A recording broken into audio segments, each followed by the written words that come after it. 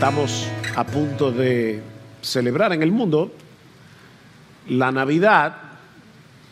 No sabemos, ¿verdad?, cuándo nació el Señor, ni la Biblia nos dice que tenemos un mandato del Señor de celebrar la Navidad, pero lo cierto es que Dios se hizo hombre en la persona de Jesús, en un pesebre en Belén.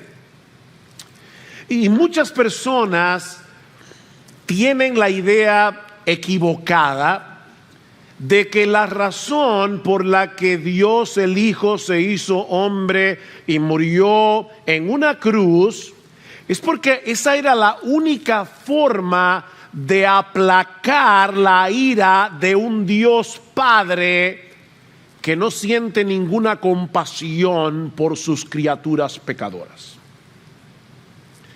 Dios el Hijo tuvo que venir por causa de la ira implacable de Dios el Padre.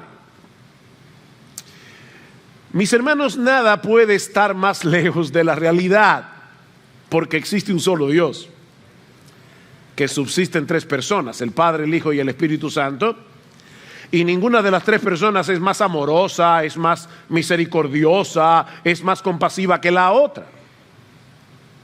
Fue por amor que el Padre envió al Hijo para salvarnos de la condenación que merecemos por causa de nuestros pecados, porque la justicia de Dios es perfecta y esa justicia tenía que ser satisfecha. Ese es el mensaje del gran texto, uno de los textos más conocidos de las Escrituras, Juan 3:16. De tal manera amó Dios al mundo. ¿De quién está hablando allí? Del Padre, evidentemente, porque dice que Él envió a su Hijo.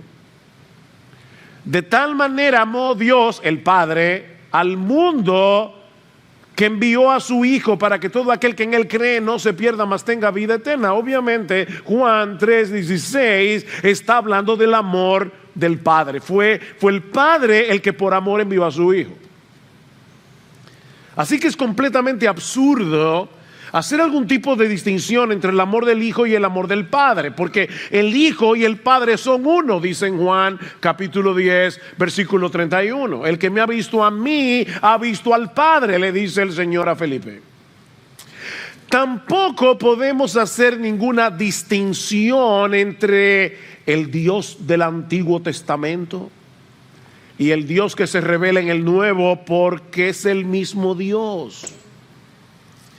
Un Dios bueno, misericordioso, compasivo, más allá de lo que nuestras mentes finitas pueden llegar a comprender. Y eso es lo que yo espero mostrar en esta mañana a través del libro de Oseas. La historia que se narra en este libro sobre la relación matrimonial entre Oseas y Gomer es bien chocante. Pero el amor que esa relación ejemplifica es sencillamente incomprensible.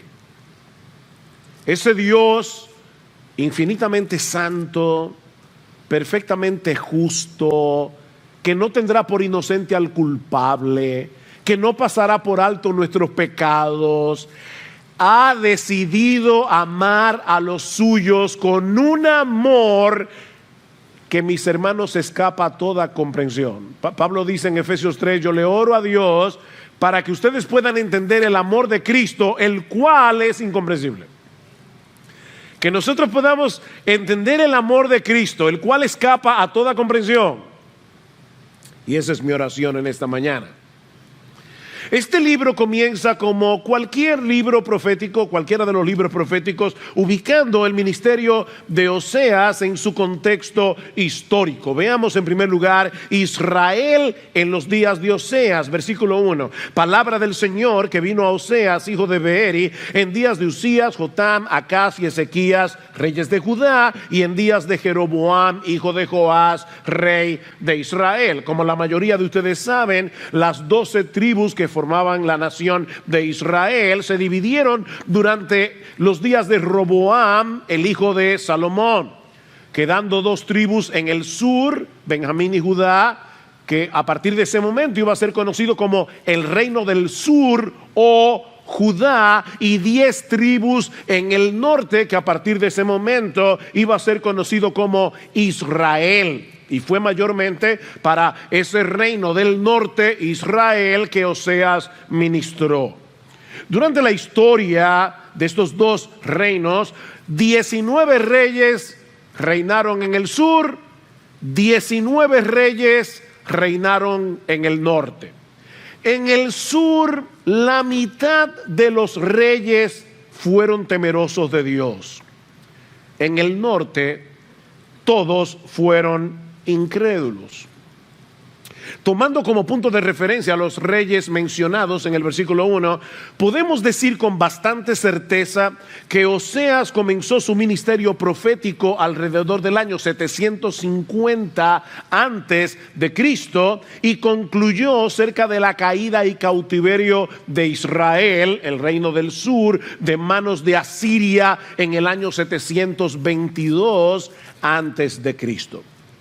Fue un tiempo de mucha prosperidad material para el reino del norte, para Israel, pero también de mucha corrupción social, política, religiosa. El reino del norte se había prostituido adorando a Baal, el dios del clima y de la fertilidad. Ellos cometieron adulterio espiritual. Israel se había olvidado del Dios vivo y verdadero para buscar prosperidad, satisfacción, significado en los ídolos falsos del mundo pagano a su alrededor. Esa fue la sociedad a la que Oseas le predicó la palabra. No muy diferente a nuestra sociedad. Idólatra, materialista, violenta, moralmente corrupta. Pero mis hermanos, es precisamente en el contexto de ese trasfondo tan oscuro que brilla más intensamente la gracia, la misericordia, el amor de Dios, ejemplificado en la vida del profeta Oseas y en su relación matrimonial con Gomer. Lo que nos lleva a nuestro segundo encabezado: el matrimonio del profeta. Versículo 2. Cuando por primera vez el Señor habló por medio de Oseas, el mensaje era para él.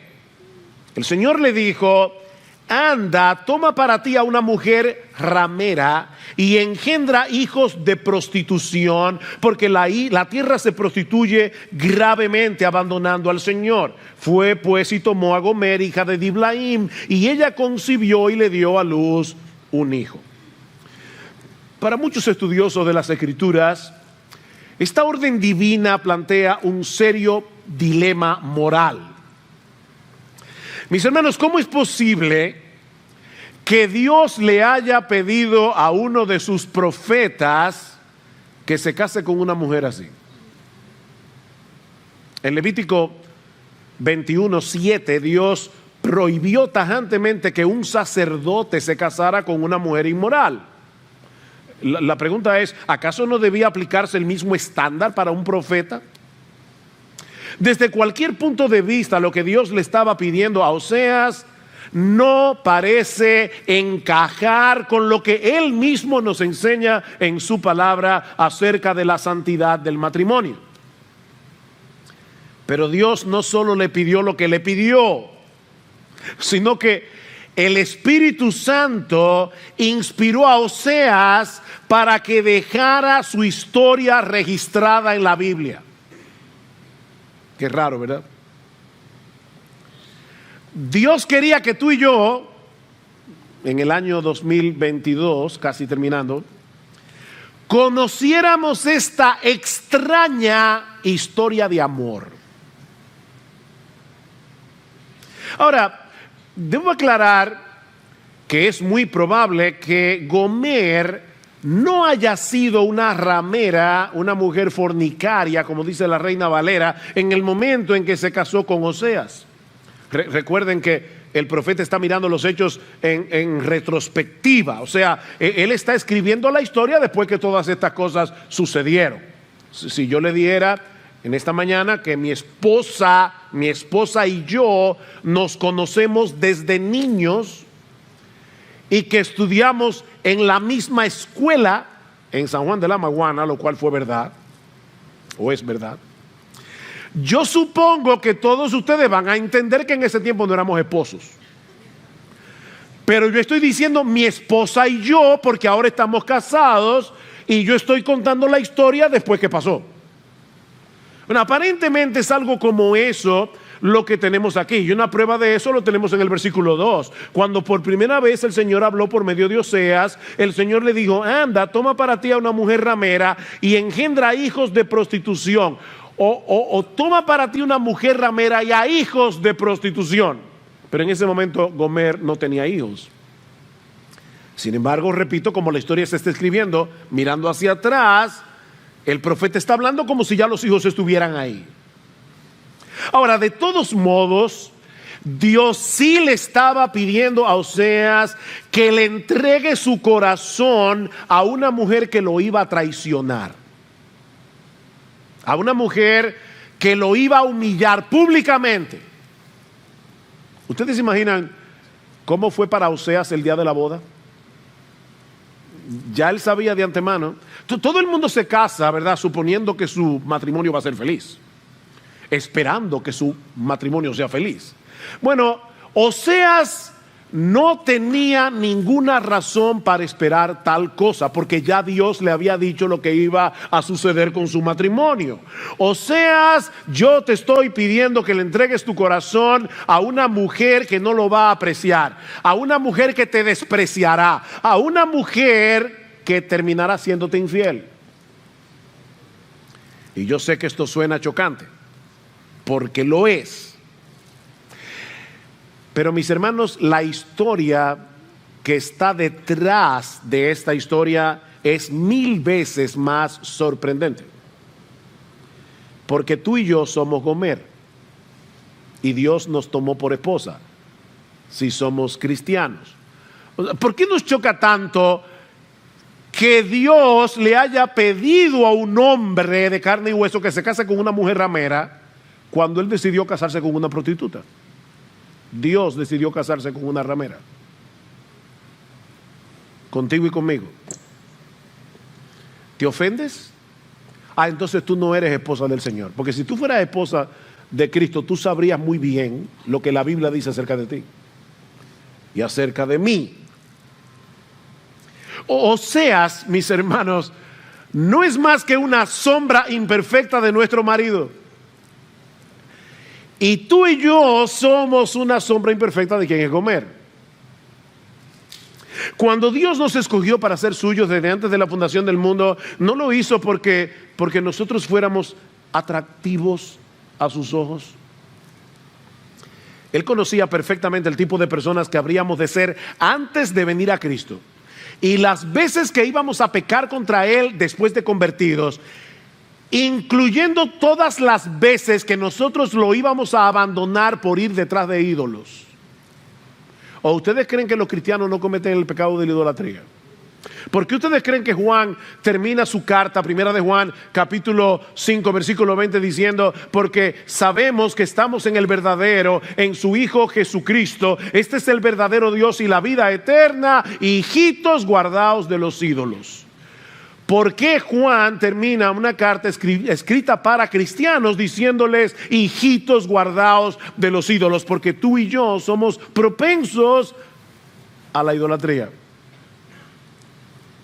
Un autor llamado Brad Bickney nos dice que un ídolo es cualquier cosa o cualquier persona que captura nuestro corazón, nuestra mente y nuestros afectos más que a Dios. Ahí está la frase clave: más que a Dios. Puede que se trate de algo bueno en sí mismo, la esposa, el esposo, los hijos. Pero si lo deseas más que a Dios, ya se ha convertido en un ídolo. Cuando el hecho de no tener eso que deseas te causa irritación, te causa descontento, te causa ansiedad, te causa temor, eso es, mi hermano, mi hermana, un síntoma inequívoco de idolatría. ese descontento, esa irritación, ese temor, esa ansiedad, es un indicativo de que Dios no es suficiente para nosotros. Es un indicativo de que tenerlo a Él no nos basta.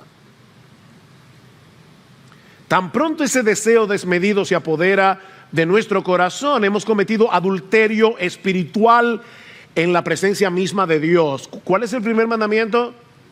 No te harás dioses ajenos delante de mí.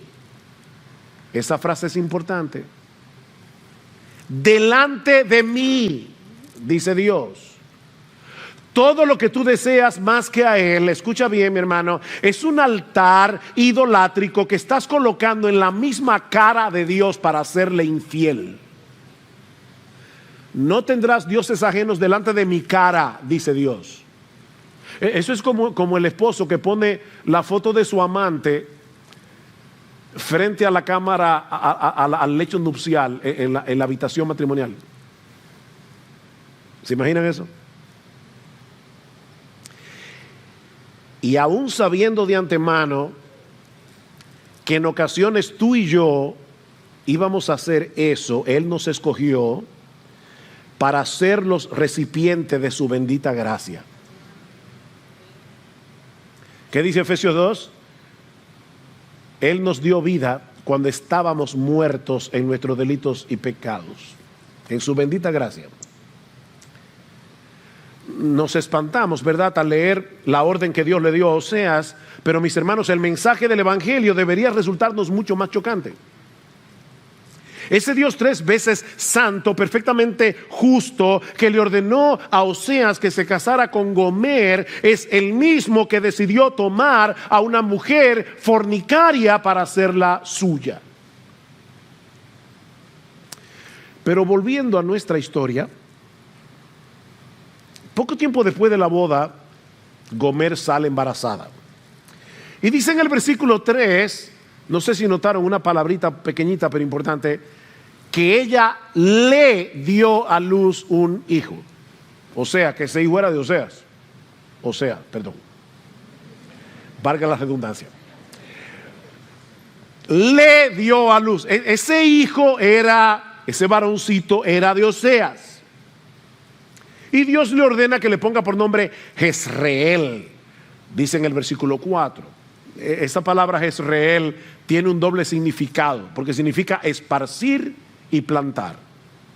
Y si ustedes lo piensan, es porque el movimiento de la mano es el mismo para esparcir y para plantar, como se hacía en aquellos días. Y luego veremos por qué la ambigüedad de esa palabra. Poco después, Gomer sale embarazada otra vez. Versículo 6.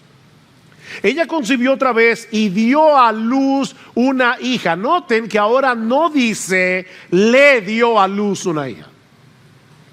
Ahora dice simplemente dio a luz una hija a la que Dios le pide que le ponga por nombre Lo Ruamá, que significa no compadecida. ¿Ustedes se imaginan una niña que se llama no compadecida? Lo Ruamá. Probablemente ya esta niña no era de Oseas. Pero después ella sale embarazada otra vez. Versículo 8 y 9. Ya lo leímos. Tampoco dice que el niño era de Oseas. Y más bien Dios le dice, ponle por nombre Lo a mí.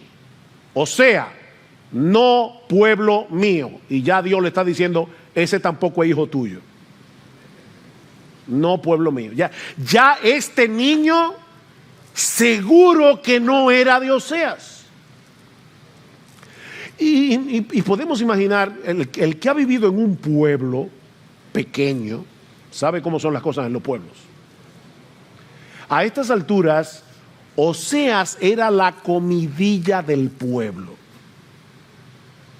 Todo el mundo sabía lo que su esposa estaba haciendo. La situación se va tornando cada vez más vergonzosa para Oseas, hasta que finalmente Gomer decide abandonarlo para irse detrás de sus amantes. Capítulo 2, versículo 5. Pues su madre se prostituyó. La que los concibió se deshonró porque dijo: iré tras mis amantes que me dan mi pan y mi agua, mi lana, mi lino, mi aceite y mi bebida. Me iré tras mis amantes. ¿Y saben lo que hizo Oseas? Después que Gomer lo abandonó. Aquí debo hacer la salvedad de que a veces estamos leyendo el libro de Oseas y se nos hace difícil distinguir ¿de quién está hablando el profeta? ¿Es de él mismo o de Dios? No sabemos. Pero probablemente está hablando de los dos, porque Dios está usando la historia de Oseas para mostrarnos algo acerca de él. ¿Saben lo que hizo Oseas? Siguió cuidando a su esposa adúltera, siendo fiel al voto que había hecho con ella cuando se casó. ¿Y cómo lo sabemos? Vean el versículo 8. Pues ella no sabía, fíjense, en el versículo 5 dice: me iré tras mis amantes que me dan mi pan, mi agua, mi lana, mi lino, mi aceite y mi bebida. Pero ella no sabía que era yo el que le daba el trigo, el mosto y el aceite, y le prodigaba la plata y el oro que ellos usaban para Baal.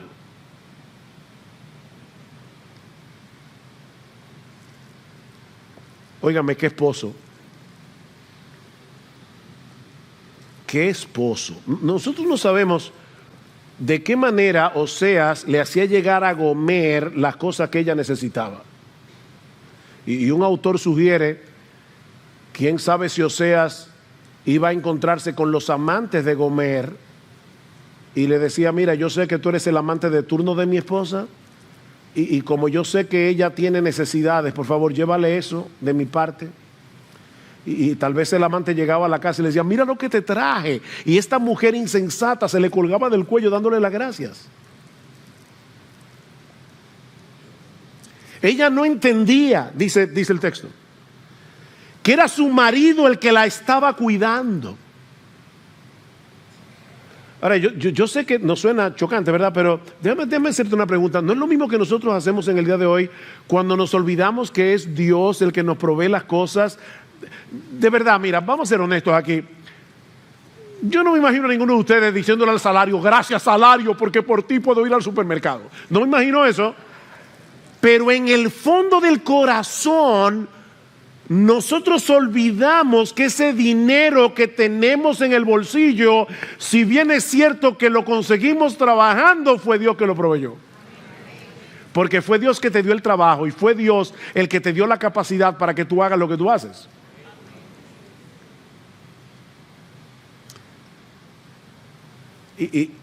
Y hacemos lo mismo que Gomer. Le damos la gracia al amante en vez de darle la gracia al Señor.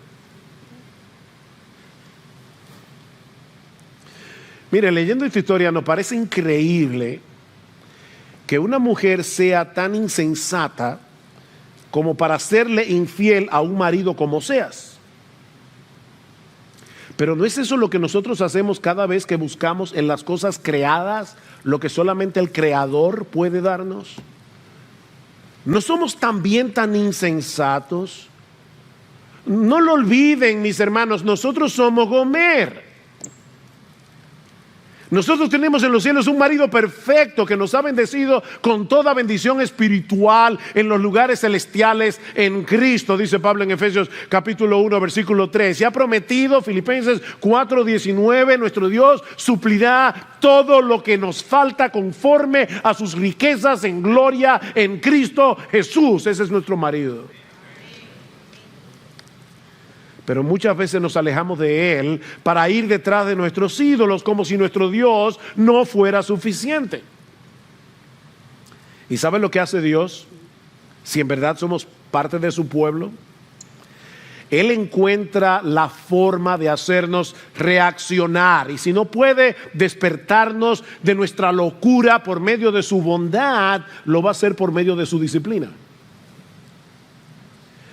Gomer continuó enredada en su pecado, yendo tras los deseos de su corazón, hasta que las cosas comenzaron a ir de mal en peor. Noten el versículo 6 del capítulo 2. Por tanto, he aquí cercaré su camino con espinos, levantaré un muro contra ella para que no encuentre sus senderos, y seguirá a sus amantes, pero no los alcanzará, los buscará, pero no los hallará, y entonces dirá: iré y volveré a mi primer marido, porque mejor me iba entonces que ahora.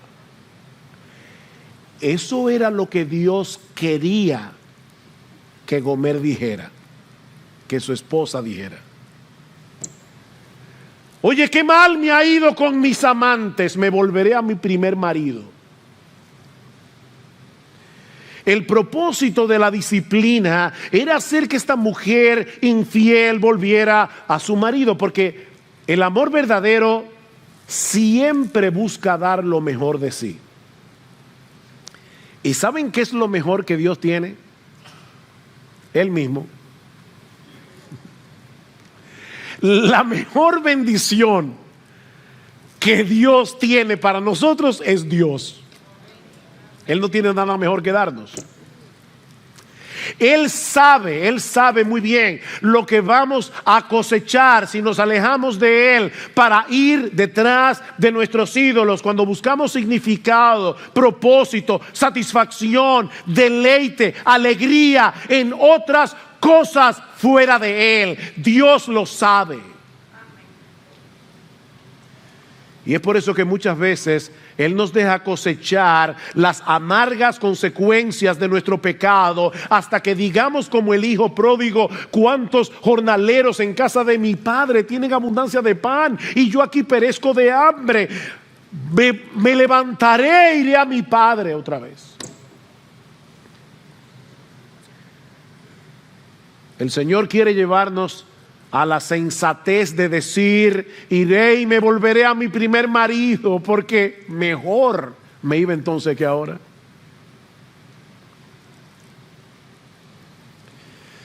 Pero lamentablemente esa no fue la reacción de Gomer. Todavía esta mujer no acababa de entender que su esposo era 1000 veces mejor que sus amantes, hasta recibir las consecuencias de su locura. Capítulo 2, versículo 9. Por tanto, volveré a tomar mi trigo a su tiempo y mi mosto a su sazón. También me llevaré mi lana y mi lino que le di para que cubriera su desnudez. Y ahora descubriré su vergüenza ante los ojos de sus amantes, y nadie la librará de mi mano. Haré cesar también todos sus regocijos, sus fiestas, sus lunas nuevas, sus días de reposos, todas sus solemnidades. Devastaré sus vides y sus higueras, de las cuales decía ella: son la paga que mis amantes me han dado. Vean otra vez. Otra vez ella sigue pensando que son sus amantes. Y las convertiré en matorral, y las devorarán las bestias del campo, y la castigaré por los días de los Baales, cuando ella les ofrecía sacrificio y se adornaba con sus zarcillos y joyas, y se iba tras sus amantes y se olvidaba de mí, declara el Señor. Por tanto, he aquí, vean otra vez el propósito de la disciplina: la seduciré, la llevaré al desierto y le hablaré a su corazón. Wow.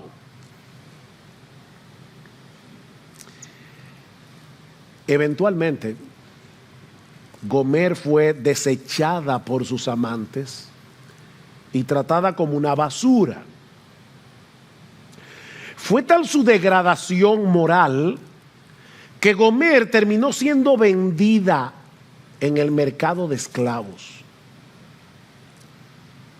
Allí fue exhibida públicamente como una mercancía barata, esperando al próximo hombre que la comprara para abusar de ella. Pero entonces ocurre lo inesperado. Capítulo 3. Y el Señor me dijo: ve otra vez, ama a una mujer amada por otro y adúltera, así como el Señor ama a los hijos de Israel, a pesar de que ellos se vuelven a otros dioses y se deleitan con tortas de pasas. La compré pues para mí por 15 siclos de plata y 1 omer y medio de cebada. ¿Ustedes se imaginan a Oseas participando en la subasta de su propia esposa? Todos los hombres en el mercado mirándola con desprecio, ofreciendo poca cosa para comprarla. Mis hermanos, esto tiene que haber sido muy humillante para Oseas. Pero no solo estuvo dispuesto a pagar el precio que pedían por Gomer, sino que vuelve a reafirmarle el voto matrimonial, versículo 3. Y le dije, te quedarás conmigo por muchos días, no te prostituirás ni serás de otro hombre, y yo también seré para ti.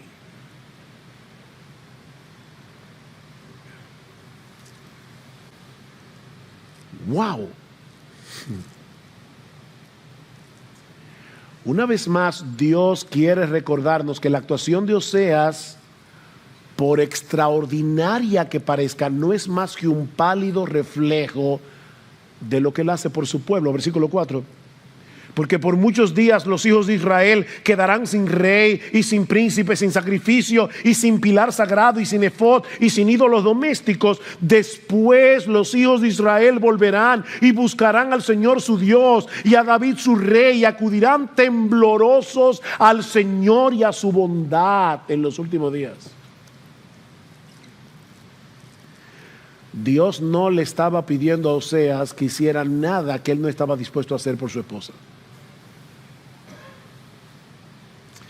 Israel iba a sufrir con creces las consecuencias de su adulterio, pero aún en medio del mensaje de juicios que Oseas pronuncia contra el pueblo, la misericordia divina vuelve a brillar de una forma extraordinaria. Vayan otra vez al capítulo 1, versículo 9. El Señor le dijo, ponle por nombre Lo Amí, porque vosotros no sois mi pueblo y yo no soy vuestro Dios. Sin embargo, el número de los hijos de Israel será como la arena del mar, que no se puede medir ni contar. Y sucederá que en el lugar donde se les dice no sois mi pueblo, se les dirá sois hijos del Dios viviente.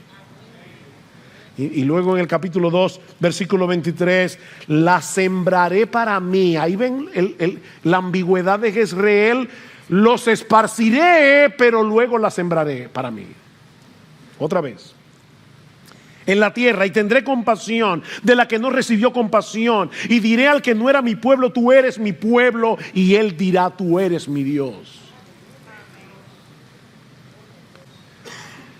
Cientos de años más tarde, el apóstol Pablo va a citar algunos de estos versículos del libro de Oseas para mostrar que la apostasía del pueblo de Israel no frustró el plan redentor de Dios.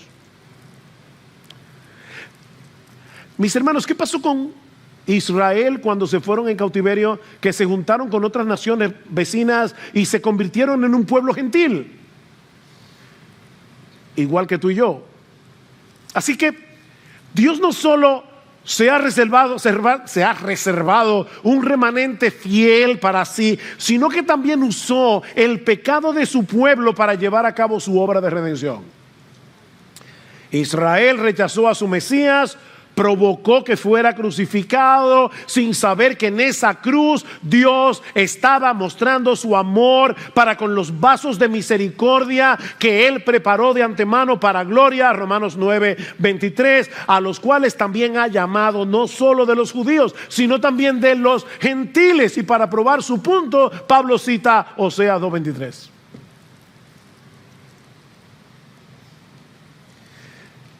Dios también tuvo que comprar a una mujer infiel por esposa, y el precio que pagó por ella no fue 15 ciclos de plata y 1 omer y medio de cebada, sino la sangre preciosa de su precioso hijo. Y con esa sangre nos compró. Hablando acerca de esto, dice Donald Barnhouse, cuando vemos este amor en operación a través del corazón de Oseas, puede que nos preguntemos, ¿y de verdad Dios es así? ¿Saben que para nosotros un amor tan sublime es tan anti-intuitivo que se nos hace difícil creer que Dios nos ama de esa forma? Pero sí, Dios nos ama de esa forma. porque lo dice su palabra. Y porque la cruz lo dice a gritos. Sí, nosotros tenemos un Dios misericordioso, compasivo, bondadoso. Sigue diciendo Barnhouse, cómo Dios quiere que veamos, lo veamos a Él llevando a cabo su plan a través del pecado de sus criaturas. Y escuchen las palabras de este predicador. Él iba a darle al hombre los árboles del bosque y el hierro en la tierra y la inteligencia para hacer un hacha con el hierro, para cortar un árbol y convertirlo en una cruz. Le daría la habilidad para hacer clavos y un martillo para que sujetaran a su hijo y lo clavaran ahí. Y de esa forma tomaría sobre sí los pecados del hombre y haría posible que aquellos que lo despreciaron, que lo rechazaron, vinieran a Él y conocieran el gozo de saber que sus pecados son perdonados, removidos, echados en el fondo del mar, que conocieran la seguridad del perdón y de la vida eterna y participaran de la expectativa, de la esperanza de gloria con Él por siempre. Ese es nuestro Dios y no hay otro semejante a Él.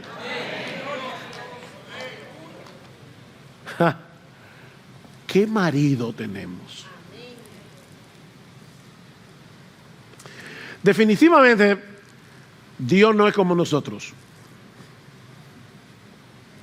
A nosotros se nos hace difícil amar así y entender un amor como ese.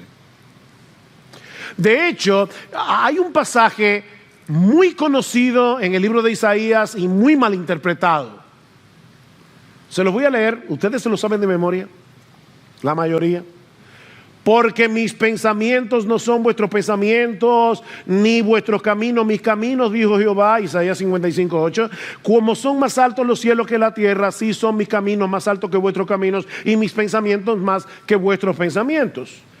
La mayoría de las veces que nosotros aplicamos ese texto es para hablar de la providencia divina cuando nosotros no entendemos lo que Dios está haciendo y decimos, bueno, es que los caminos del Señor son más altos que nuestros caminos, pero Dios no está hablando en este texto de su providencia. Él está hablando de su perdón. Él está diciendo, yo te voy a perdonar y tú no lo vas a entender del todo porque tú no eres como yo. Oigan lo que dice el versículo anterior de Isaías 55:8, porque Isaías 55:8, ¿están despiertos? Está antes de Isaías 55:6 y 7. Y oigan lo que dice el texto: buscad a Jehová mientras pueda ser hallado, llamadle en tanto que está cercano. Deje el impío su camino y el hombre inicuo sus pensamientos, y vuélvase a Jehová, el cual tendrá de él misericordia, y al Dios nuestro, el cual será amplio en perdonar, porque mis caminos no son como los tuyos. ¿Ven el punto? A ti y a mí se nos hace muy difícil perdonar porque somos crueles, porque llevamos la venganza en el ADN.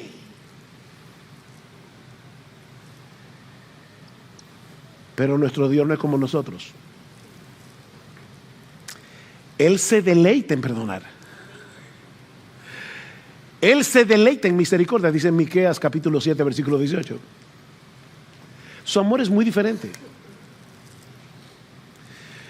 Gomer cometió una locura indudablemente al alejarse de un esposo como Oseas para ir detrás de sus amantes. Pero mis hermanos, nuestra locura es 1000 veces mayor cuando buscamos fuera de nuestro esposo lo que solamente Él puede darnos. Él nos escogió desde antes de la fundación del mundo para darnos el gozo y la alegría de conocerlo íntimamente, transformar nuestro carácter conforme al de su Hijo, hacernos coherederos del universo juntamente con Él. ¿Tú quieres más? Pero es tal nuestra locura que muchas veces Dios tiene que perseguirnos para bendecirnos. ¿Saben que una de las cosas que más me impresionan del libro de Oseas es que en todo el libro, en ningún momento, Oseas revela lo que había en su corazón cuando su esposa le estaba siendo infiel? Búsquenlo, no lo van a encontrar. Pero Dios se vale de su profeta para hacernos saber lo que había en el suyo. Dios abre su corazón. Es muy humillante para que un hombre desnude su corazón delante de otros y mostrarles su dolor por una esposa que lo ha traicionado. Pero eso es precisamente lo que hace Dios en todo el libro de Oseas. Ven el capítulo 11. Le decía a mi esposa esta mañana, wow, yo no sé cuántas veces he visto este texto y siempre me abruma igual. Oseas capítulo 11, versículo 1, cuando Israel era niño, yo lo amé y de Egipto llamé a mi hijo. Cuanto más los llamaban los profetas, tanto más se alejaban de ellos. Seguían sacrificando a los baales y quemando incienso a los ídolos. Sin embargo, yo enseñé a andar a Efraín. Yo lo llevé en mis brazos, pero ellos no comprendieron que yo los sanaba con cuerdas de amor. Los conduje con lazos de amor y fui para ellos como quien alza el yugo de sobre sus quijadas. Me incliné y les di de comer. De verdad, mi hermano, mi hermana, ¿tú te imaginas a Dios así? Porque si no, tú tienes una distorsión de quién es Dios. Versículo 8, perdón. ¿Cómo podré abandonarte, Efraín? ¿Cómo podré entregarte, Israel? ¿Cómo podré yo hacerte como Atma? ¿Cómo podré tratarte como Seboim? Mi corazón se conmueve dentro de mí, se enciende toda mi compasión.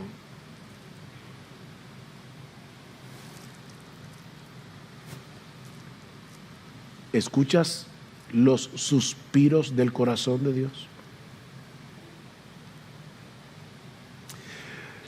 ¿Qué aprendemos del libro de Oseas?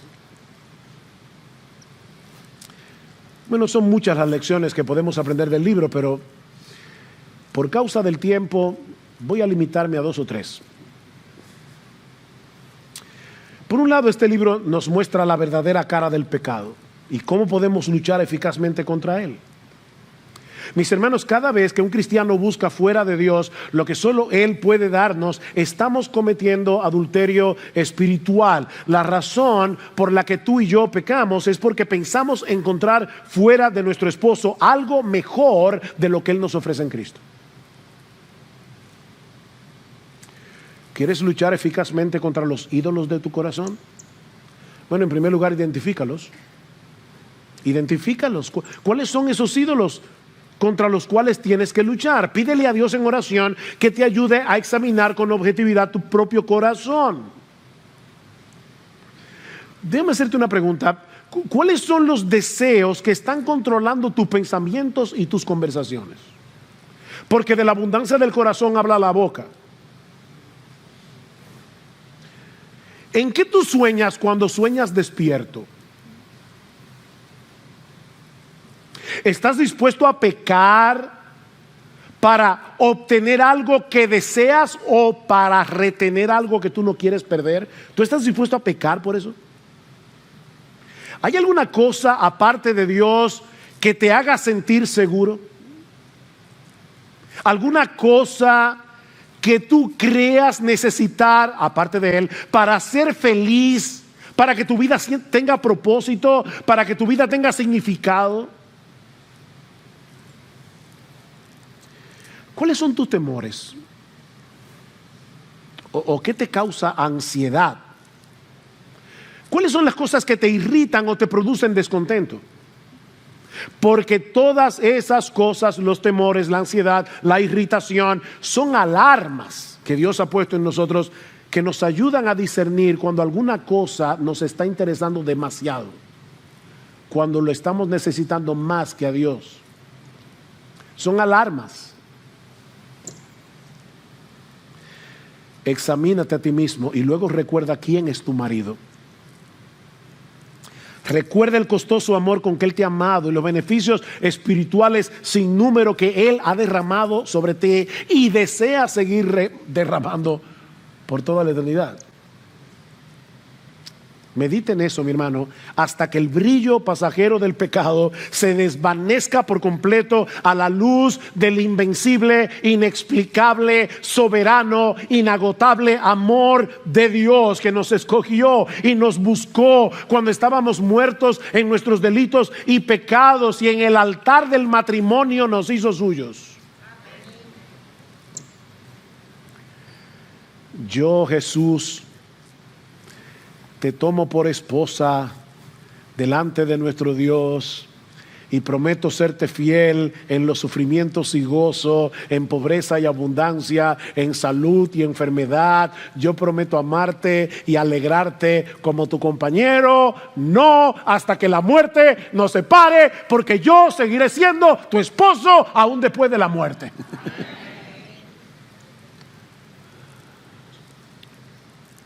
Pero también aprendemos en este libro que los creyentes no somos gentes necesitadas de amor. No tenemos que ir por la vida demandando que otros nos amen. Por favor, olvídate de eso. No tenemos que ir por la vida mendigando amor. El amor que Dios ha derramado sobre nosotros sin merecerlo es tan extraordinariamente abundante, o para decirlo de una manera más fuerte, es tan extraordinariamente extravagante, que, como bien señala Edward Welch, nuestra meta debe ser amar a las personas en vez de necesitarlas. Nuestra meta debe ser amar a las personas más que necesitarlas.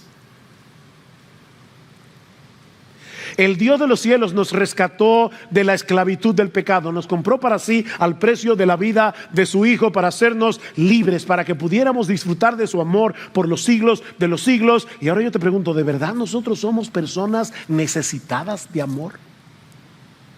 All you need is love, decían los Beatles. Todo lo que tú necesitas es amor. Pero déjame decirte una cosa, ¿tú eres creyente? Tú eres demasiado amado, demasiado amada. No, you don't need love, you need to love. Tú no necesitas ser amado, tú necesitas amar, porque tú eres muy amado.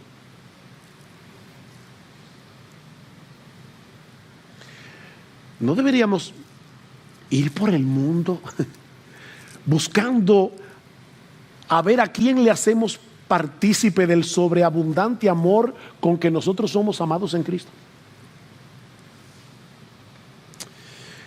En tercer lugar, si tú eres cristiano, pero te has enfriado en tu relación con el Señor, vuélvete a tu marido. Vuélvete. Mira, yo creo en la soberanía de Dios y yo espero que tú también la creas. Si Dios es soberano, Él te trajo hoy aquí para hablarle a tu corazón a través del libro de Oseas.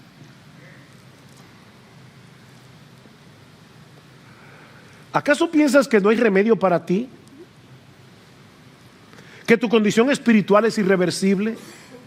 Bueno, si tú piensas hecho eso, escucha la voz de Dios en el último capítulo del libro de Oseas, porque lo que dice aquí es tan relevante y está tan vigente como el día mismo que Dios pronunció estas palabras. Oseas capítulo 14, versículo 1: vuelve a Israel al Señor tu Dios, pues has tropezado a causa de tu iniquidad. Tomad con vosotros palabras y volveos al Señor. Decidle, oigan, Dios es tan bueno que hasta nos dice, dime esto. Te voy a decir lo que tú tienes que decirme a mí.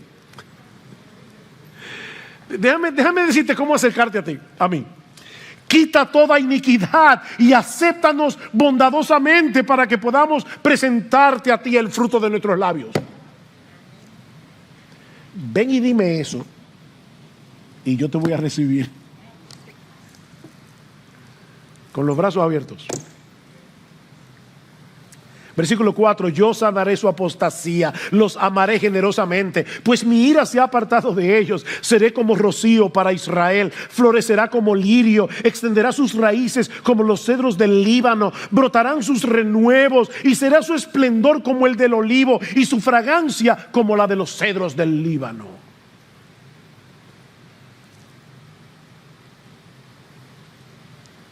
Mira, no cometas el error de proyectar tu frialdad por Cristo como si Él estuviera frío hacia ti.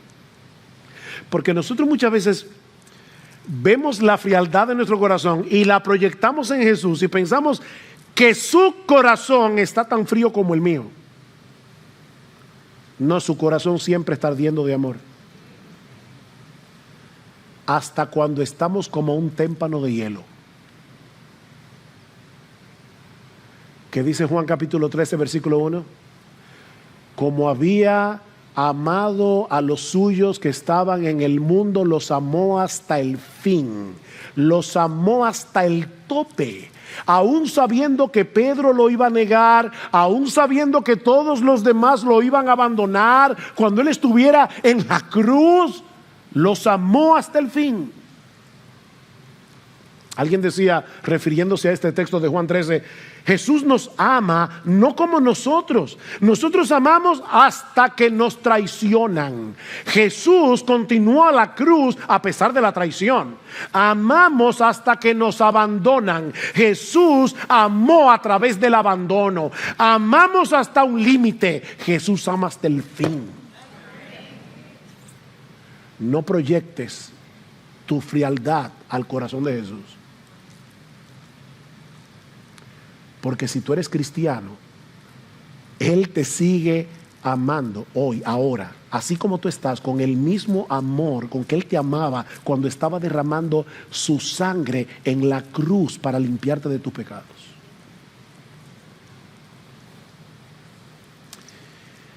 Y si tú estás aquí sin Cristo, fuera de ese pacto matrimonial, solo me resta suplicarte, por favor, no desprecies al Dios amante que nos revela su corazón en este libro. Porque así como es infinita su misericordia para los que se refugian en Él por medio de la fe, así será de infinita su justicia en el infierno para aquellos que lo rechazan y continúan en sus pecados. Es por eso que Oseas concluye este libro diciendo, ¿quién es sabio que entienda estas cosas? ¿Quién es prudente que las comprenda? Porque rectos son los caminos del Señor y los justos andarán por ellos, pero los transgresores tropezarán en ellos. Quiere el Señor que tú seas uno de esos que transita por ese camino en vez de caer destruido en él. Abandona hoy los ídolos de tu corazón. Acógete hoy por la fe a la misericordia que Dios nos ofrece en Cristo, que tomó nuestro lugar en la cruz del Calvario para pagar nuestra deuda con la justicia infinita de Dios. Y déjame decirte algo, porque lo dice la palabra, todos tus pecados serán perdonados. Todos tus pecados. Recibirás gratuitamente aquí y ahora el don de la vida eterna en Cristo, y desde ahora podrás disfrutar de ese amor soberano e inagotable de Dios por los siglos de los siglos. Ven a Cristo, mi amigo.